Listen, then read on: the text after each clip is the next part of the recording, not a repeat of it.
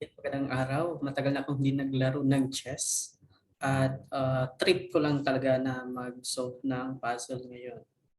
So ito po, meron ay yung black natin nandito. May king, apat na pawns, and one rook.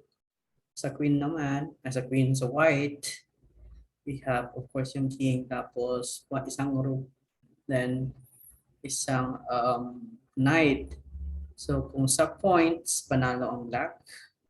And pag nawala na yung rook ng white, wala na talagang chance manalo ang white. Ayan po, I mean, yeah, siguro. So paano ba isolve white to move? White to move. White to move. Paano siya? So yung puzzle na to, may hint dito. Pwede mo siyang i-click. Pero ayaw ko ng hint.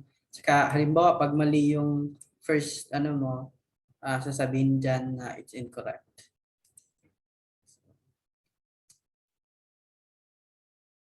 Okay, try natin. Rook to rook. Okay, so makikita mo dyan na correct. Yan. So diretso na siyang queen. Pag kunin natin yan, mag-promote itong mga pawn dito, mananalo na siya. So kunin natin 1, 2, 1, 2, ayan. Ma-block mo nga, pero for sure, mayroong pawns. Ayun, itong mga pawns mag-forward. So anong gagawin natin?